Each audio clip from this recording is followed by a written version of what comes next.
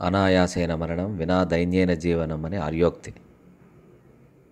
ఈ మధ్యకాలంలో మనం జీవన నైపుణ్యాలను నేర్చుకుంటున్నాం, కానీ నిజానికి నేర్చుకోవాల్సింది ఎంత అత్యద్భుతంగా మరణించవచ్చు అనే అంశాన్ని మనం నేర్చుకోగలగాలి. మరణం మీద మనకు సాధికారత ఉండగలగాలి.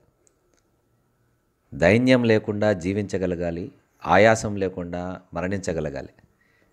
మరి మంచి బతుకు బతికితే మంచి చావు వస్తుంది. చేయకూడని పనులు చేస్తే రాకూడని చావు వస్తుంది. ముఖ్యంగా భాగవతం చదివితే దానిలో అజామిళోపాఖ్యానం మనం పఠిస్తే ఎంత నీచమైన బతుకు బతికినా కూడా చివరలో మన మానసిక స్థితి ఆరోగ్యకరంగా ఉంటే, దైవికంగా ఉంటే యమదూతలు మనల్ని ఏమీ చేయలేరు. అంత్య సమయంలో విష్ణుస్మరణ చేస్తే యమదూతల బారి నుంచి మనం తప్పించుకోగలము అని చెబుతున్న పద్యం ఇది.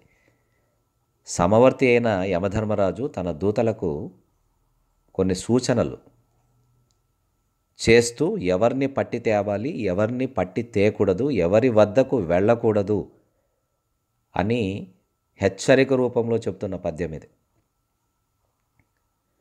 పద్మనయను మీది భక్తి యోగం వెల్ల ముక్తియోగమనుచు మొదలరుంగు వారి వారి వారి వారి చేరిన వారి త్రోవ పోవ వలదు దూతలార. పద్మనయను మీది భక్తి యోగం వెల్ల ముక్తియోగమనుచు మొదలరుంగు వారి వారి వారి వారి చేరిన వారి త్రోవ బోవ వలదు దూతలారా.